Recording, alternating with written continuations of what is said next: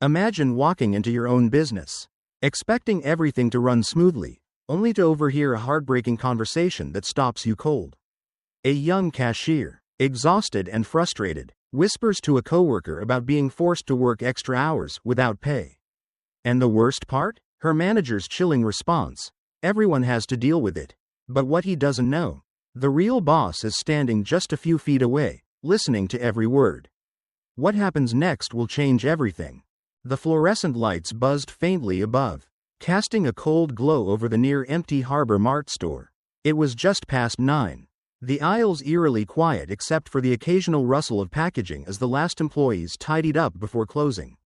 Outside, the Chicago streets were alive with honking cabs and distant chatter. But in here, the world felt smaller, contained within the tiled floors and the dull hum of refrigerators lining the back wall. David Carter adjusted the collar of his worn jacket as he browsed a display of pre-packaged salads. The CEO of Harbor Mart rarely stepped foot into one of his own stores. Not as an observer, anyway, but something had been gnawing at him lately, a disconnect. The reports and spreadsheets back at headquarters painted a smooth picture. But numbers weren't people. If there was a problem brewing, he wanted to see it for himself. A soft creak of a door caught his attention. From the break room in the back, voices filtered through, low and tense. He wasn't close enough to make out every word, but the sharp edge in the young woman's voice pulled him in. Without making it obvious, he stepped a few feet closer, pretending to scan the ingredients on a nearby shelf. "I can't keep doing this," the woman muttered, frustration laced in every syllable. Another voice, softer, hesitant: "Did you talk to Mark?" David heard the woman, Lisa. Her name tag had read. Let out a bitter laugh. "Oh, I talked to him. All right, he said everyone deals with it. That if I don't like it, someone else will take my hours." Silence followed, thick enough to press against the walls. David's fingers tightened around the edge of the plastic salad container. He'd heard enough. For a moment, he considered walking away. It wasn't his role to intervene, not yet. He was here to observe, to understand. But something about the exhaustion in that girl's voice, the resignation, struck a nerve he hadn't felt in years. Slowly, he placed the salad back on the shelf and stepped toward the front of the store. Lisa had returned to the register, her expression carefully neutral, but David noticed the way her fingers tapped anxiously against the counter. A few feet away, leaning against a shelf of impulse-buy snacks, stood Mark Reynolds, the store's manager. He looked perfectly at ease, scrolling through his phone, oblivious, or indifferent, to the quiet turmoil around him. David lingered near the self-checkout, observing. Mark eventually looked up, flashing a perfunctory smile before returning his attention to his phone. Lisa avoided his gaze altogether.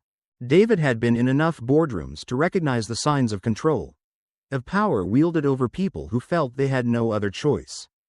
This wasn't just one frustrated employee. This was something deeper. And he intended to find out exactly how far it went. Mark Reynolds stood near the customer service desk, arms crossed, exuding the kind of confidence that came from years of unchecked authority. He barely glanced at Lisa as she rang up the last few transactions of the night. If he had overheard her conversation in the break room earlier, he showed no sign of it. Or maybe he had, and he simply didn't care. David lingered by a promotional display of discount batteries, watching. Mark had the look of a man who had been doing this for too long and had grown comfortable in the power it afforded him. His posture was relaxed, but there was an underlying stiffness to the way he monitored the store, an unspoken message that nothing happened here without his approval. A stock boy, barely out of high school, judging by his nervous energy, approached Mark, hesitating before speaking. "Sir, my schedule for next week. I was supposed to have Tuesday off for class." Mark didn't look up from his phone. "Yeah, well, we're short-staffed. You'll figure it out." The kid swallowed, gripping the edge of the counter. "I already talked to. Did I ask for a debate?" Mark finally glanced up, his expression blank. "Either you work the shift, or I start cutting hours." The boy fell silent, his shoulders dropping slightly. Without another word, he turned and walked back toward the stockroom. David had seen enough. He made his way toward the exit, offering a brief nod to Lisa as he passed. She barely acknowledged him, focused on counting the till, her movements robotic. Outside, the Chicago air was crisp, a stark contrast to the artificial coolness of the store. As he walked to his car, he pulled out his phone and dialed a number. "Charlie," he said as soon as the line connected, "I need you to look into something for me." Back at HarborMart's corporate headquarters, David sat in his office, staring at the glowing screen of his laptop. The store's surveillance footage had already loaded, rows of timestamps stretching back months. He clicked through several clips, fast-forwarding past mundane interactions until he reached the parts that mattered. There it was, store after store, different managers, same patterns, employees clocking out, but still working, conversations caught near the registers, complaints about extra shifts, the fear of losing hours, the quiet resignation of people who had stopped questioning it. The payroll records told an even clearer story. Over the last year, a concerning number of employees had their scheduled hours slashed in erratic patterns. The adjustments weren't tied to performance or store revenue, just an invisible hand pulling strings, manipulating the workforce in a way that kept labor costs low while maximizing coverage. Lisa Turner wasn't just unlucky. This wasn't one manager's decision. This was systemic. Charlie met David at a quiet diner on the outskirts of downtown. The kind of place where no one paid attention to the guy in the corner booth nursing a black coffee. "You were right to be suspicious," Charlie said, sliding a thin folder across the table. "This isn't just Mark. There are at least a dozen stores running the same playbook." David flipped open the folder. The pages were filled with numbers, shifts logged, wages withheld, patterns of manipulation spanning multiple locations. Charlie took a sip of his coffee, eyes scanning the room before leaning in. "You're dealing with something bigger than a few bad managers. Someone high up has been greenlighting this." David exhaled slowly, fingers tightening around the paper. Meanwhile, across town, Lisa's phone buzzed. She glanced down, her stomach twisting at the unknown number flashing on the screen. "Be careful what you say. Don't make this a problem." Her hands trembled as she locked the screen, her mind racing. At that same moment, David sat in the dim glow of the diner, turning pages of evidence, the weight of what he had just uncovered settling in his chest. This wasn't just about fixing one store. It was about tearing down an entire system. David had always believed that the best way to understand a problem was to step into the world where it existed. Spreadsheets and reports could only tell part of the story. The real truth was always buried beneath layers of routine, fear, and silence. Sitting in a dimly lit cafe a few blocks from HarborMart headquarters, he stirred a spoon through his untouched coffee, waiting for Charlie. The older man arrived a few minutes later, his coat still damp from the drizzle outside. "You're serious about this?" Charlie asked, sliding into the seat across from David. David nodded. "I need to see it firsthand. If I walk in there as the CEO, all I'll get is rehearsed answers and corporate spin. But if I'm just another guy from internal audit, maybe they'll slip up." Charlie sighed, rubbing his temple. "You realize this puts you in the line of fire?" David didn't respond right away. He just took a sip of his now cold coffee and nodded. "That's the idea." The next morning, David walked into the same HarborMart store he had visited days before. But this time, he wasn't just a silent observer.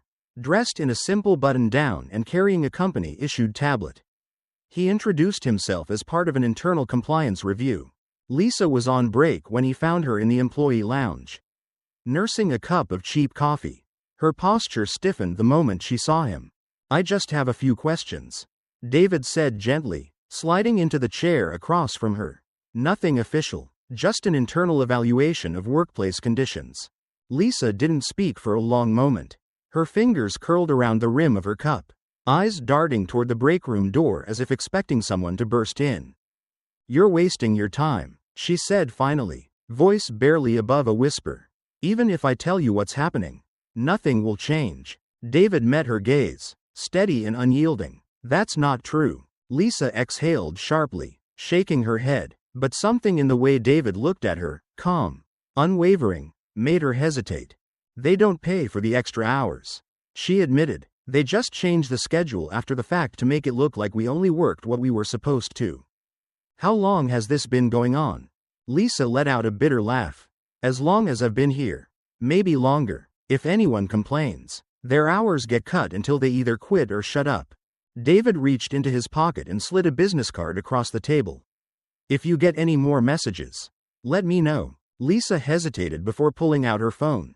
She tapped the screen a few times, then turned it around for him to see. A message from an unknown number. Think you can change this?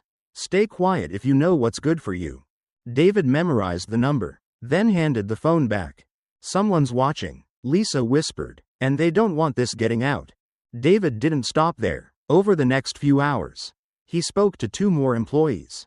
Jake, a stockroom worker, looked exhausted as he hauled boxes onto a dolly. Night shifts, no overtime, he muttered, barely making eye contact. They say it's shift flexibility. That's corporate speak for, we're screwing you over. Maria, an assistant manager, was more cautious. She looked around before leaning in slightly. It's not just Mark, she said quietly. A few other stores are doing the same thing. Managers talk. David's jaw tightened. He had suspected as much. But hearing it confirmed sent a cold weight into his chest. This wasn't just about Mark Reynolds. This was a coordinated effort.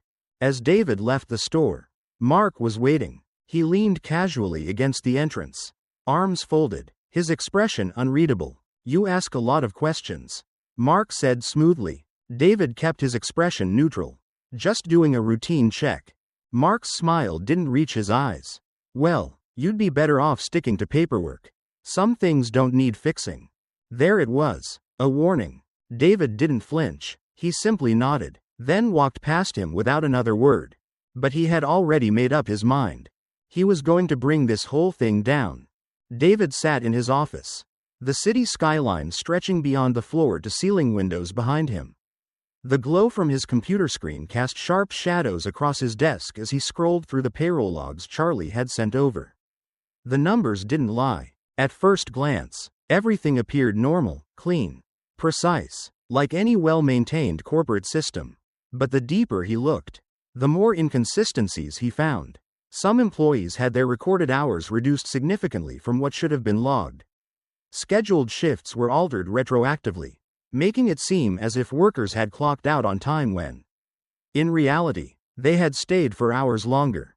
Charlie had highlighted a particularly troubling detail. Entire payroll entries had been altered or disappeared completely. Someone's been doctoring the records, Charlie said, his voice crackling through the speakerphone.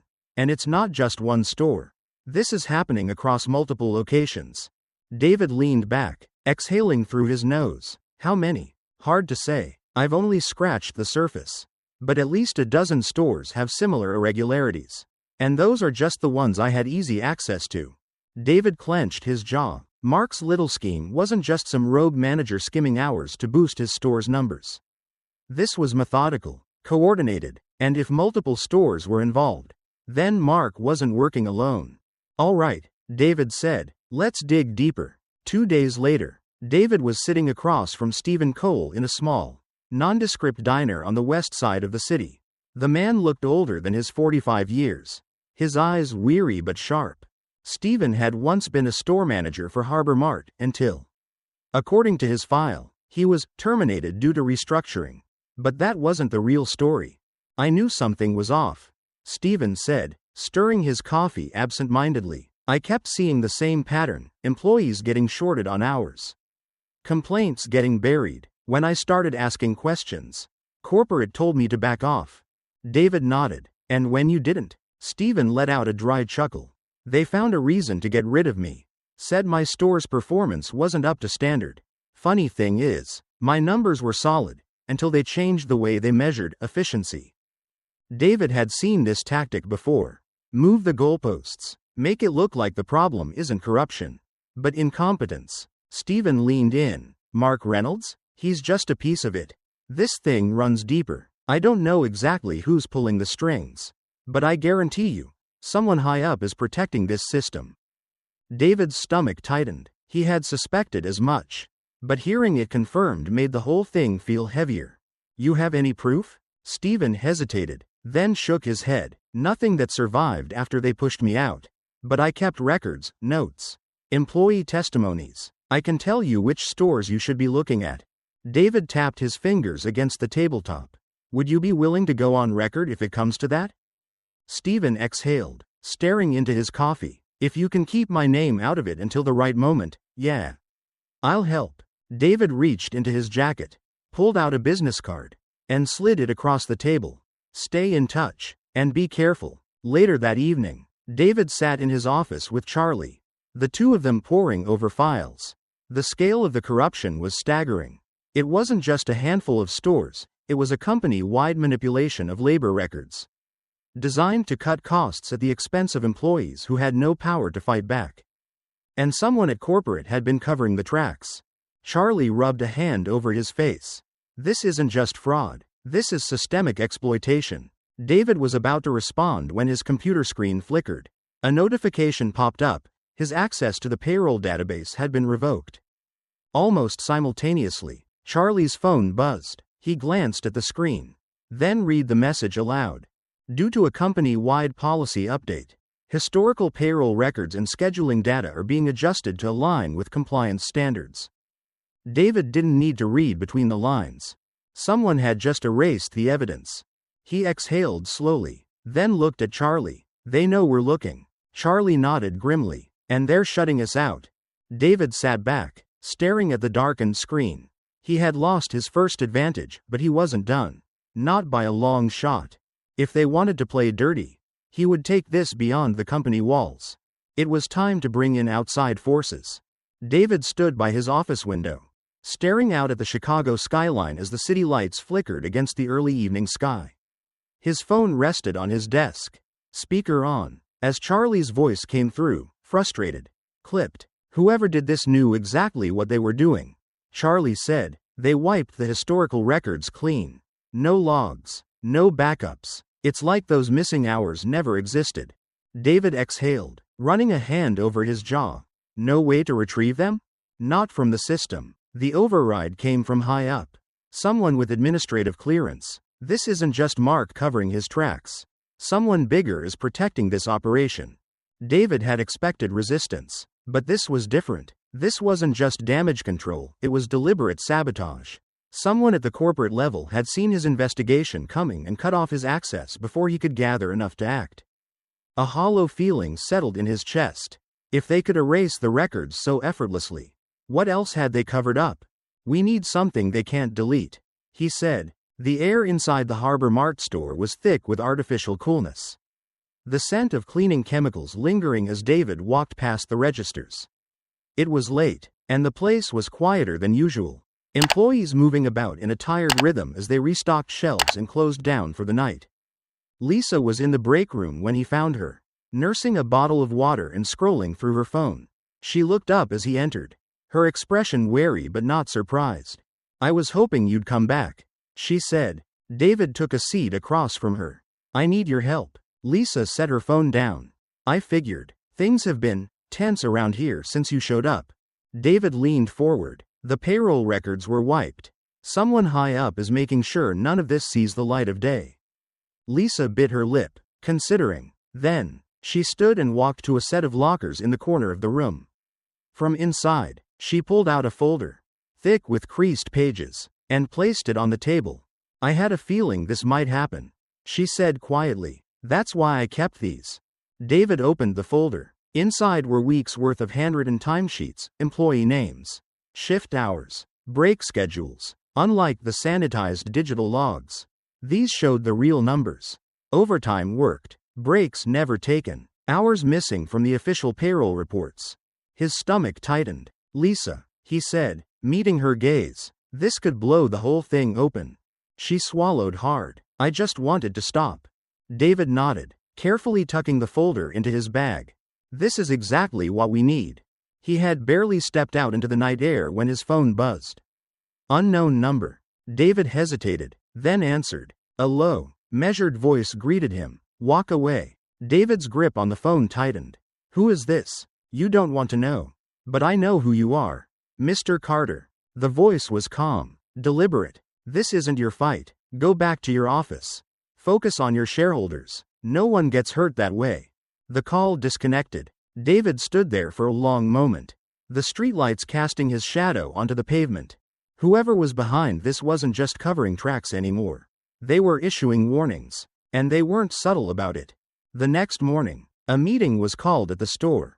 Employees were gathered near the stockroom as Mark stood at the front.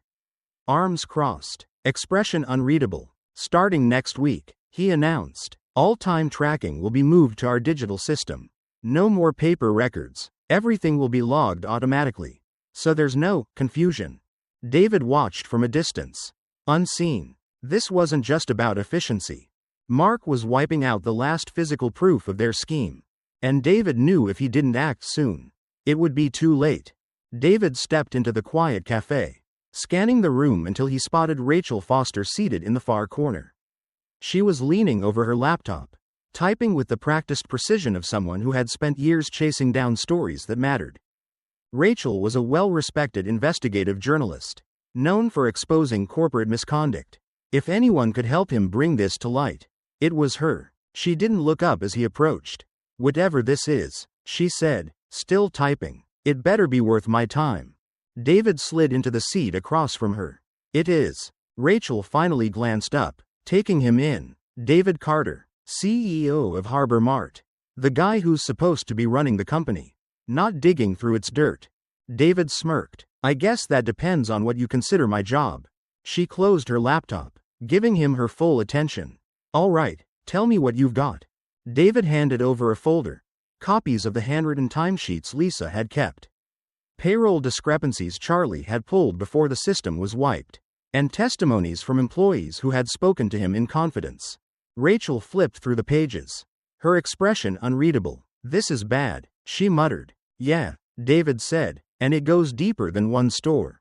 Rachel set the folder down. It's a start, but if you want me to run this, I need more. One employee's records aren't enough to take down a corporation. David had expected that. I'm working on it. Rachel tapped her fingers against the table. I need someone to go on the record. A former employee, preferably. Someone who saw this firsthand. David nodded. I think I have just the person. Charlie worked fast. Within hours, he had compiled a list of former employees who had been terminated under suspicious circumstances. 5 names stood out. 5 people who had raised concerns about labor violations and were promptly let go. David made a few calls. And by the next afternoon, he was sitting across from Stephen Cole once again. Stephen didn't hesitate when David asked if he'd be willing to talk. I've been waiting for this chance, he said, but I'm not putting my neck out there unless I know I won't be standing alone. David placed a reassuring hand on the folder between them. You won't be. Rachel arranged for Stephen to meet her in a quiet office downtown. He walked in, looking wary but resolute. Tell me everything, Rachel said, clicking on her recorder. Stephen took a deep breath. I started noticing the payroll issues about a year before they fired me. Employees were working overtime but not getting paid for it. When I brought it up, I was told to stay in my lane. Rachel leaned in. Who told you that? Stephen hesitated, then said, Mark Reynolds. Rachel raised an eyebrow. The store manager? He's more than that, Stephen said. He's an enforcer. He makes sure no one asks questions. Rachel jotted something down. And when you kept asking? Stephen let out a dry chuckle.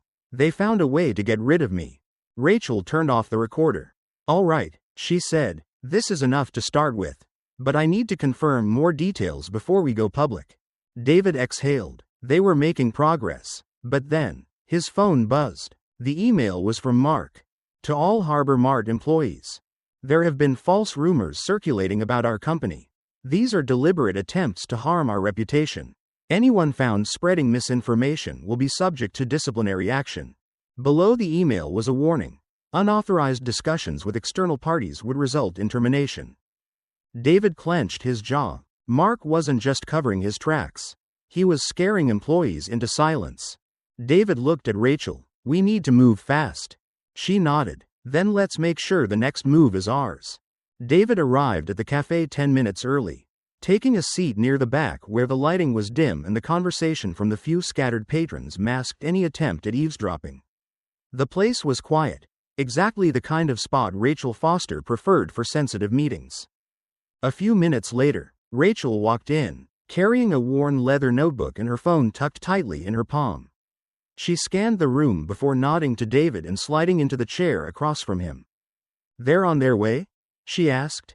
David nodded. Lisa's nervous. Steven's ready, but he wants assurances. Rachel smirked. They always do, but once the truth starts coming out, there's no turning back. Lisa was the first to arrive. She hesitated at the entrance, looking around as if expecting someone to follow her. When she spotted David, she quickly moved to the table, keeping her head low. Steven came in a few minutes later, walking with purpose. He looked more confident than Lisa, but there was an edge to his movements, a wariness that said he knew exactly how dangerous this could be. Rachel didn't waste time. She placed her phone on the table, microphone ready. Let's start from the beginning, she said. Lisa folded her hands together, her voice barely above a whisper. I started working at Harbor Mart 2 years ago. At first, everything seemed normal. Then Mark began cutting hours on the system but still expected us to work the full shift. If we refused, we'd lose even more hours the next week. Rachel scribbled something in her notebook. And the threats? Lisa swallowed. They started when I asked why my paycheck was lower than what I'd actually worked. Mark told me to stop asking stupid questions. Then I got the first text. She pulled out her phone, showing Rachel the message. You don't want to make this harder on yourself. Be smart. Rachel's lips pressed into a thin line. And you weren't the only one? Lisa shook her head. Everyone knew. Some just stopped talking about it. Others left. Rachel turned to Steven. You were management. How high did this go? Steven exhaled. Higher than Mark. I was fired because I wouldn't go along with it. When I tried to report the payroll manipulation, I was told I was misinterpreting company policies. A week later, they let me go. No severance. No explanation. Rachel tapped her pen against the notebook. Who gave that order? Steven hesitated, then leaned in slightly. I don't know for sure. But Mark always said he wasn't the one making the decisions. He was just enforcing company standards. Rachel's eyes flickered with recognition. Which means there's someone above him pulling the strings. Just as she finished speaking, David's phone buzzed. The message was short. You have no idea who you're up against. This isn't just Mark. David's stomach twisted. Before he could process it, his phone rang. Charlie. David. Charlie's voice was urgent. An email just leaked from corporate. It's bad. David's grip tightened around his phone. How bad? Charlie took a breath. It names Richard Holloway, the COO. The cafe seemed to shrink around him. Mark wasn't the mastermind. He was just a pawn. David looked up at Rachel. This just got a lot bigger. David sat at his desk, staring at the email Charlie had just forwarded. The subject line was nondescript, but the content inside was anything but. He clicked it open, scanning the first few lines before exhaling sharply. Rachel leaned over his shoulder, her eyes darting across the screen.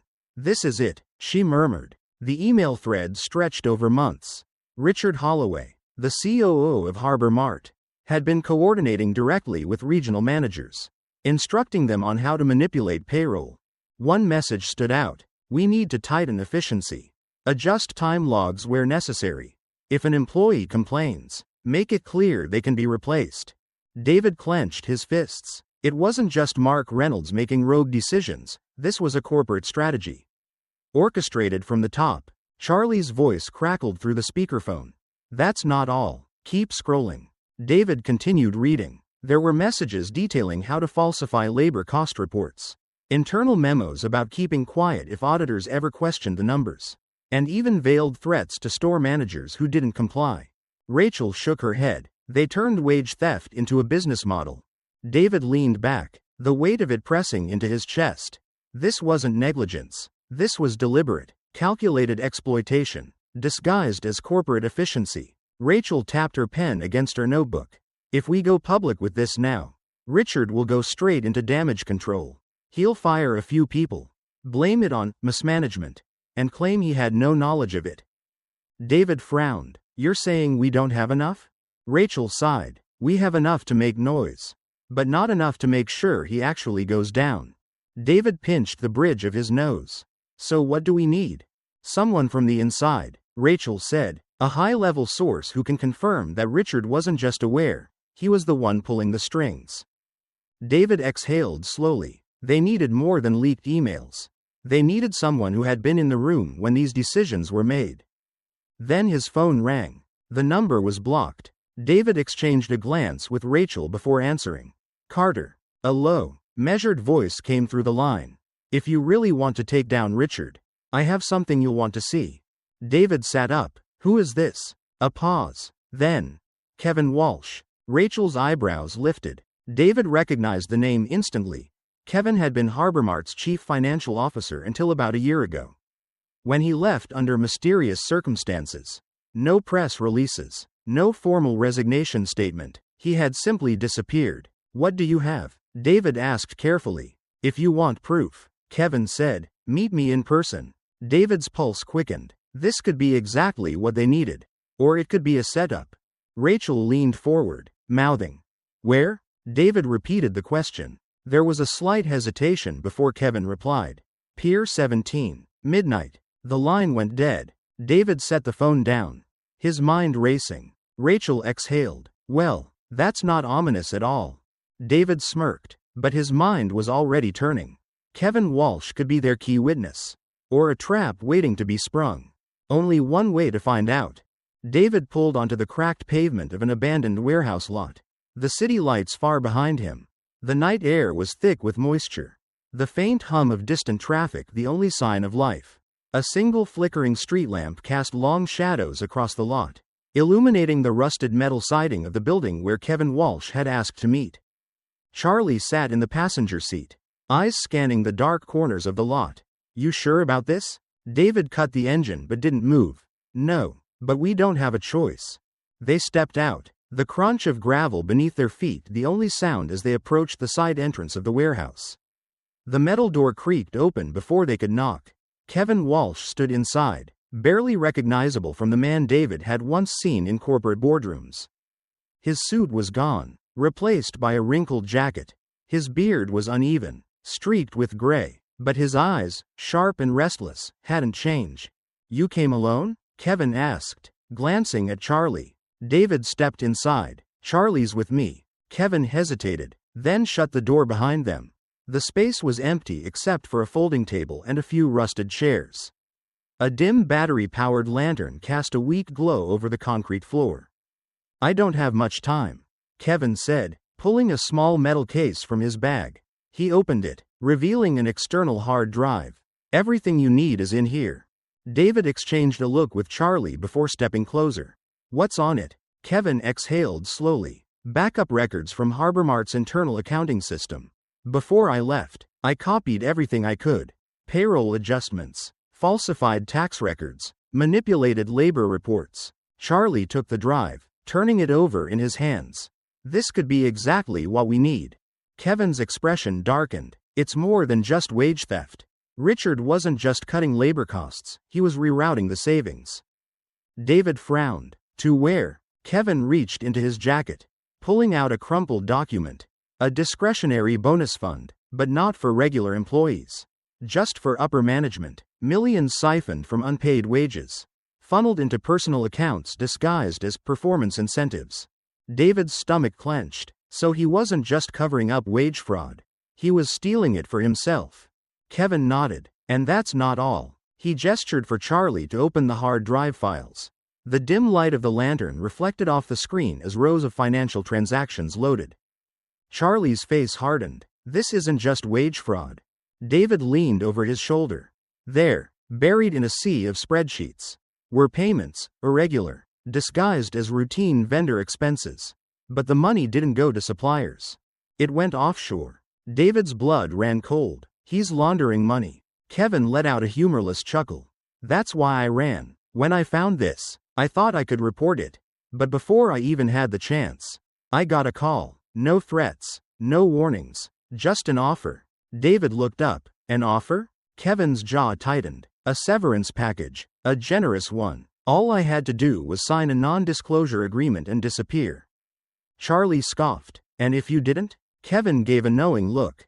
I wasn't going to stick around to find out. David absorbed the weight of it all. They had come looking for proof of wage theft. Instead, they had uncovered something far more dangerous. And then, Charlie tensed. We're not alone. David turned. Across the lot, just beyond the reach of the street lamp, a car sat idling. The glow of a cigarette lit up the face of the driver for a brief second before disappearing into darkness. David's pulse quickened. "Richard?" Charlie asked under his breath. Mark," David murmured. "Either way, we need to go." Kevin grabbed his bag. "This is why I wanted to meet in person. They're watching everything." David nodded. "Then let's not give them a reason to stop us." They slipped out through the back exit, sticking to the shadows as they moved toward their car. As the warehouse faded into the distance, David tightened his grip on the hard drive. They finally had the proof. Now, they just had to survive long enough to use it. The message arrived just after sunrise. David was sipping his first coffee of the day when his phone vibrated with an alert from Charlie. Suspended. Effective immediately. David's grip tightened around the cup. He barely had time to process it before another message came through, this time from Lisa. "They fired me. No warning. Just told me to pack my things." David cursed under his breath.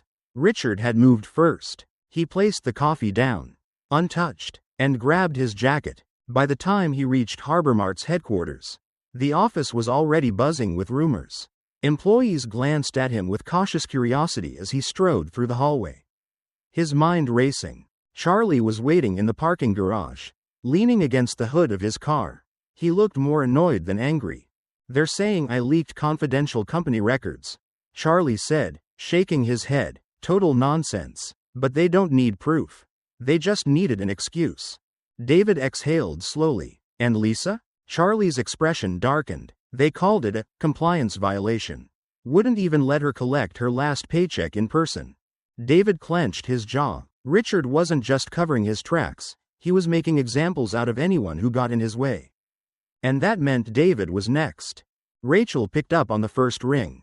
"I take it things aren't going well," she said. "Richard's cleaning house," David replied. "Charlie's out, Lisa's fired, and I guarantee whatever we found last night is already buried." Rachel's voice was steady. "Then we go public. Today." David hesitated. It was the logical move. But something felt off. Richard wasn't reckless. If he was making bold moves like this, he had already prepared a backup plan. David exhaled. "Not yet. There's one more thing I need to do first." 2 hours later, he sat at the head of the boardroom table, surrounded by HarborMart's top shareholders. The atmosphere was tense. Richard walked in last, carrying a thick folder, his face a mask of calm professionalism. He took a seat across from David, crossed his arms, and smiled. David wasted no time. "I know what you've been doing." Richard arched an eyebrow. "You'll have to be more specific." David placed a flash drive on the table. "Financial records, payroll manipulations, offshore transfers. You orchestrated all of it." Richard didn't blink. "That's a bold accusation." One of the senior board members frowned. "David, these are serious claims. Do you have verified proof?" David nodded toward the flash drive. "Everything is on there." Richard sighed. "All right, since we're laying cards on the table." He opened his folder and slid a document across the table. David's stomach dropped the moment he saw it. It was a signed authorization form, his name at the bottom. The document claimed that he had personally approved the payroll adjustments years ago. The room fell silent. Richard leaned back. "You see, David, this was never just my doing. I was following company directives." "Your directives?" David met his gaze, heart pounding. Richard was pulling him down with him. The air inside the boardroom was thick with tension. The long mahogany table gleamed under the artificial light, surrounded by the most powerful figures in HarborMart. Some leaned back in their chairs, arms crossed, watching the confrontation unfold like spectators at a prizefight. Others exchanged hushed whispers, their expressions unreadable. David sat at the head of the table, his hands clasped together, keeping his face neutral. He could feel the weight of every stare in the room. Across from him, Richard Holloway stood with the confidence of a man who believed he had already won. Richard adjusted his suit, then turned to the board with a practiced sigh.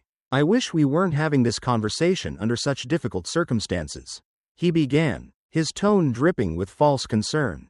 "But it's important that we address these allegations with full transparency." He placed a thick stack of documents onto the table and slid them toward the board members.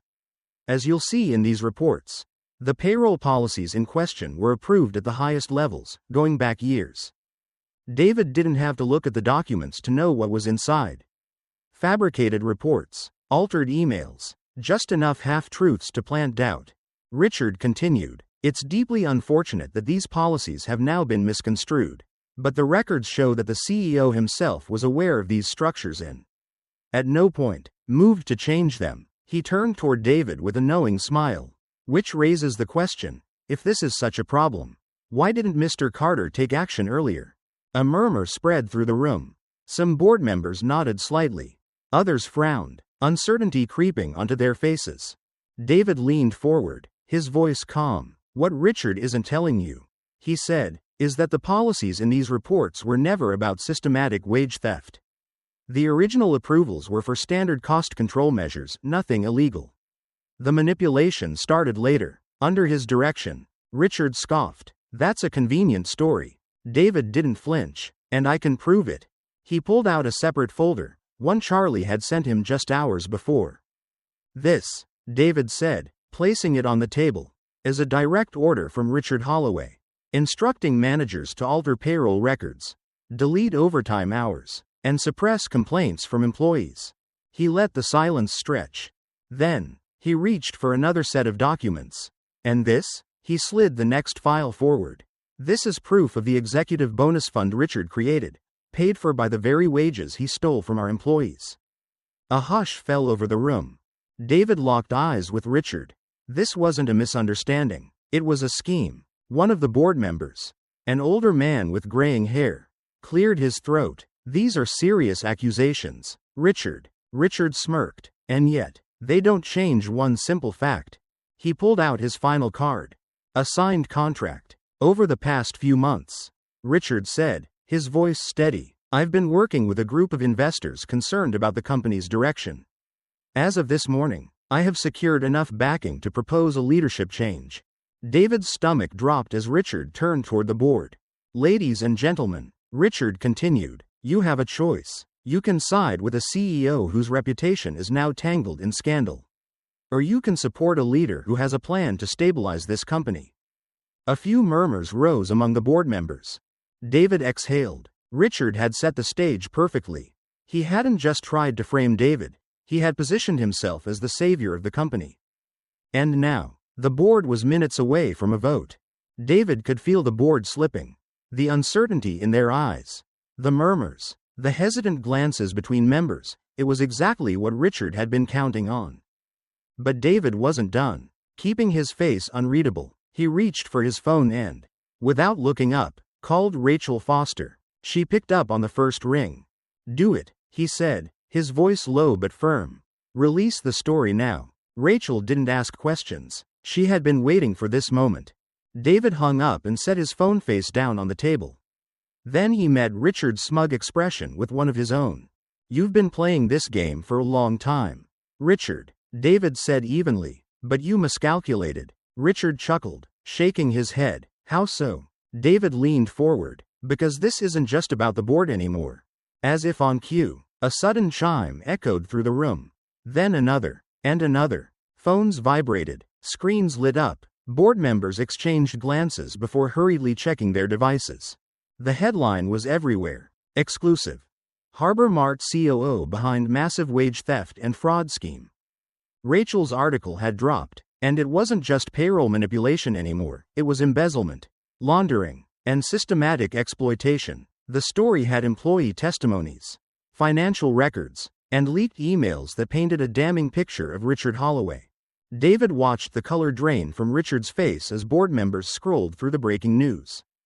"This is ridiculous," Richard said, voice tight. "An obvious smear campaign." David cut him off. "It's the truth." The murmurs in the room turned into full-blown discussions. One board member, a usually silent figure in these meetings, cleared his throat. "We can't ignore this." Another nodded. "If we don't act now, Harbor Mart will be in free fall by morning." Richard's composure cracked for the first time. He turned to his allies, his once loyal investors, but their expressions had shifted from confidence to concern. Because now, it wasn't just about the company's finances. It was about survival. The vote was swift. When the chairman called for a motion to remove Richard Holloway as COO, Hands shot up faster than David expected. Richard sat frozen, his jaw clenched, as the final count was announced. Motion passes. Just like that, it was over. Security was called in. Richard didn't resist as they escorted him out. But as he reached the door, he turned back to David. "This isn't finished," he said quietly. David held his gaze. "Yes, it is." Richard walked out. The weight in David's chest didn't lift immediately. He knew this was just the beginning of rebuilding the company. But for the first time in weeks, he allowed himself to breathe. He had won. David sat in his office, staring at the list of names scrolling down his screen. Dozens of them, store managers, district supervisors, and regional executives, all flagged for internal review. The fallout from Richard Holloway's removal had sent shockwaves through Harbor Mart. Shareholders demanded action. The public was still outraged. And employees, especially those who had suffered under the system, wanted justice. One name stood out among the rest. Mark Reynolds. David exhaled slowly. Unlike Richard, who had orchestrated the scheme from the top, Mark was the enforcer. He had been the one on the ground, making sure the orders were followed, keeping employees in line through threats and intimidation. And now, Mark had nothing left to lose. The email arrived late that night, sent from an anonymous account. It had gone out to hundreds of employees and every member of the board. Subject: "If I fall, others fall with me." The message was short, but it was enough to send a chill down David's spine. "I followed orders. If I'm going down, I won't be the only one. Ask yourselves, how deep do you really want to dig?" Attached was a single document, a spreadsheet of past payroll adjustments, with a handful of emails between Mark and regional managers discussing how to manipulate schedules. But the way Mark phrased his threat made David pause. He wasn't just talking about himself. He was suggesting that others, possibly people still in power, had played a role in the corruption. David knew what he had to do. Mark agreed to meet in a cafe on the outskirts of the city, far from the press or corporate offices. David arrived first, choosing a booth in the back where no one would overhear them. When Mark walked in, his usual arrogance had been replaced by something sharper, more calculating. He slid into the seat across from David, his eyes wary. "So," Mark said, tapping a finger against the table. "What now?" David didn't waste time. "If you have evidence against others, I want it, now." Mark smirked. "And why would I just hand it over?" "Because the company is conducting an internal investigation," David said, leaning in. "And when we're done, you won't just be out of a job, you'll be facing real legal consequences." Mark chuckled, shaking his head. "You think I'm scared of that?" David studied him. "You should be." Mark leaned back, crossing his arms. "Here's the deal. I give you everything I have. And in return, you make sure I walk away clean." David didn't blink. "That's not happening." Mark sighed, rubbing his jaw. "Then you leave me no choice." He pulled out his phone, tapped a few buttons, and placed it on the table.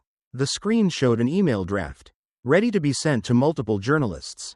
"I have everything backed up," Mark said. "Emails, financial reports, names of people who were in on this, way beyond Richard. If I go down, I take the whole company with me." David stared at the phone. Mark was bluffing. Maybe. Or maybe he wasn't. David reached into his pocket. "That's interesting," he said. Mark frowned. "What?" David placed his own phone on the table and pressed play. Mark's voice came through loud and clear. "If I go down, I take the whole company with me." Mark's expression darkened. "You recorded me?" David gave him a thin smile. "You made it easy." Mark clenched his jaw, his mind racing for a way out. But there wasn't one. David stood. "Good luck with your legal team." The next morning, Rachel Foster's article hit the newsstands. It wasn't just about Mark, it was about the lingering corruption inside Harbor Mart. The loose ends that still needed tying up. By noon, Mark Reynolds was in police custody. And by evening, David received an urgent call from the board. The company had no choice. A full-scale reform was coming. The conference hall was packed.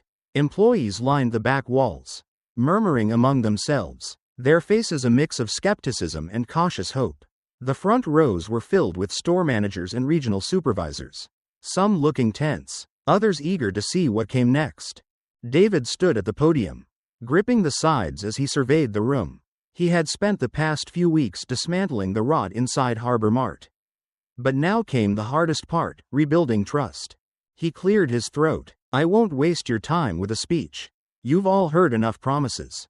He paused, making eye contact with Lisa in the crowd. But what I can give you today is action. A murmur rippled through the audience. Effective immediately. All overtime will be properly compensated, no exceptions. Scattered applause. A few heads nodded. Every employee will have access to an anonymous reporting system for workplace violations. No more retaliation. No more fear. The murmurs grew louder. David continued, voice firm. The hiring process for managers will be fully transparent.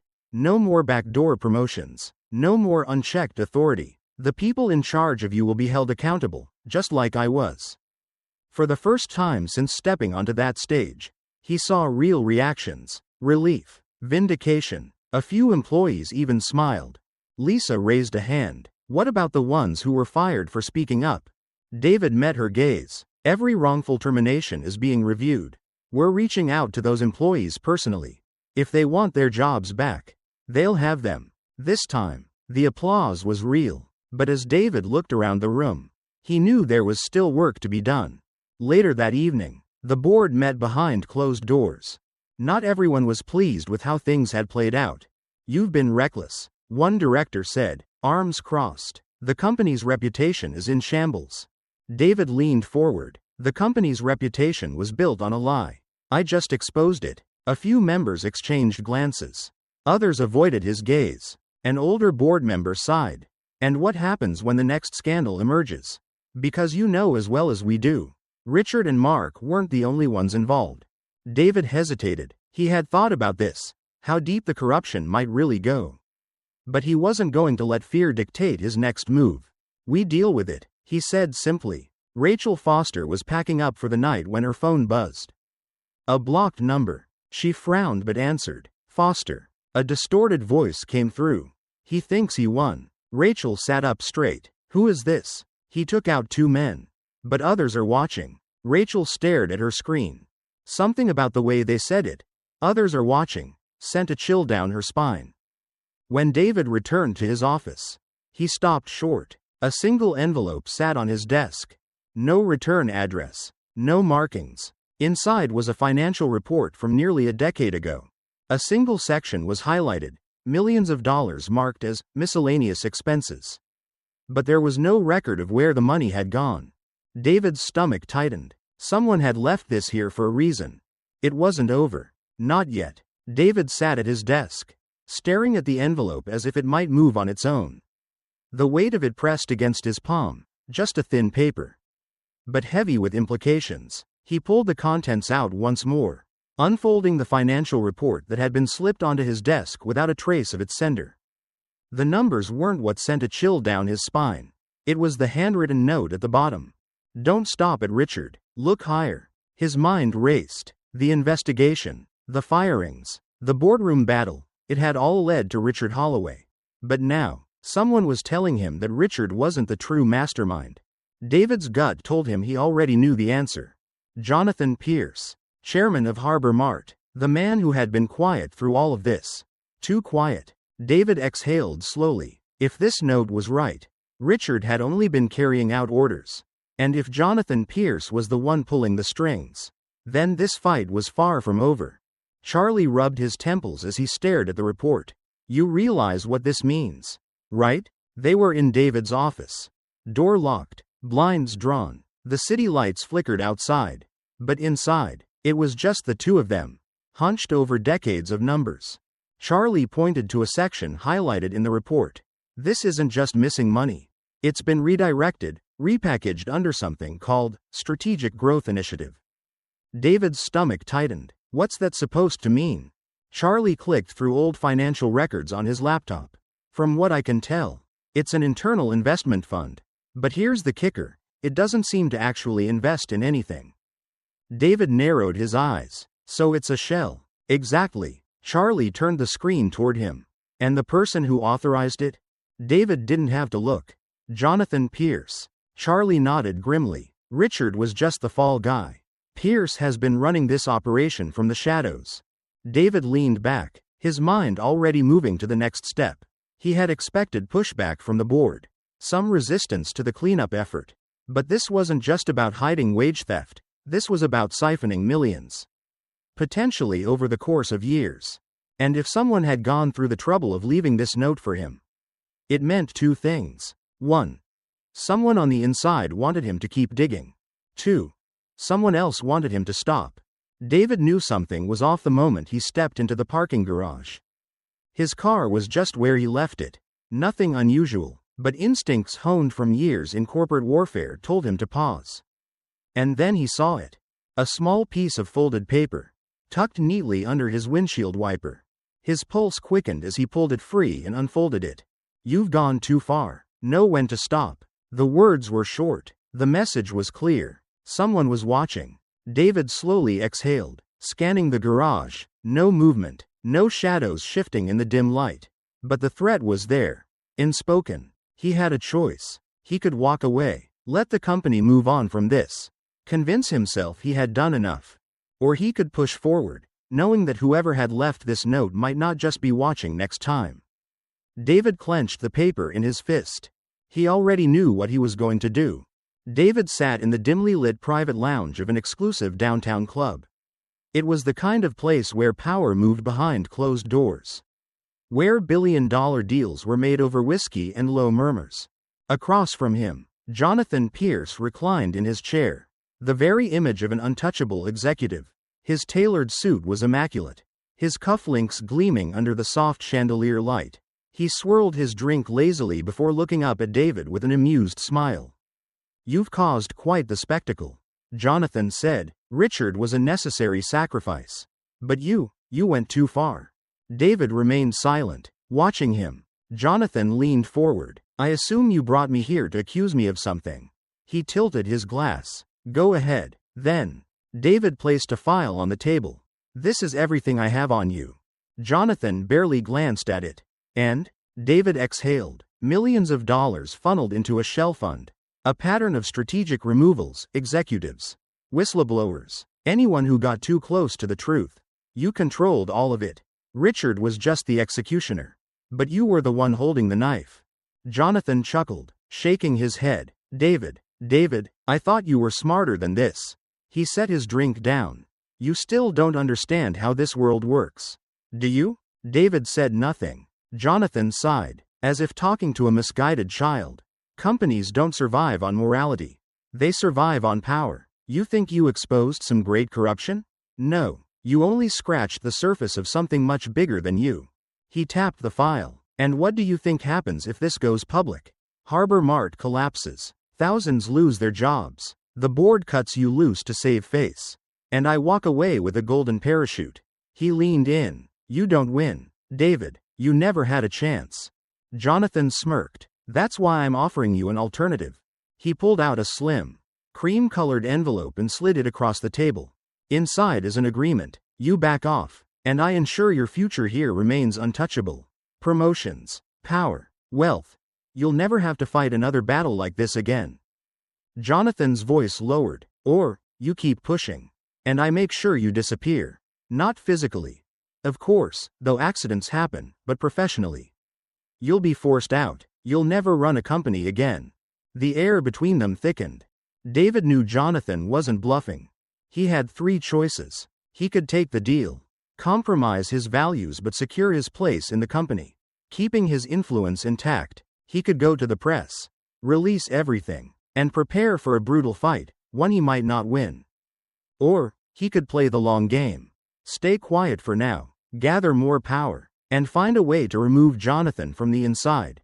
Jonathan watched him carefully. David exhaled slowly. His expression didn't change. His posture remained steady. But in his eyes, something shifted. Jonathan saw it. And for the first time in their conversation, his smirk faded. David reached for his drink, took a slow sip, and set it down. Then, without a word, he stood up and walked away. Jonathan watched him go, but he wasn't smiling anymore. At the end of the day, leadership isn't just about power, it's about responsibility. David stepped in as an undercover boss and uncovered more than just a corrupt system. He exposed the reality that too many hardworking employees face every day. But the real question is, how many companies out there are still hiding secrets like this? What would you do if you were in David's shoes? Would you fight for justice? Or would you play the long game? Let us know in the comments. And if you love uncovering hidden truths, don't forget to subscribe to Undercover Truths, because sometimes the biggest scandals are happening right under our noses.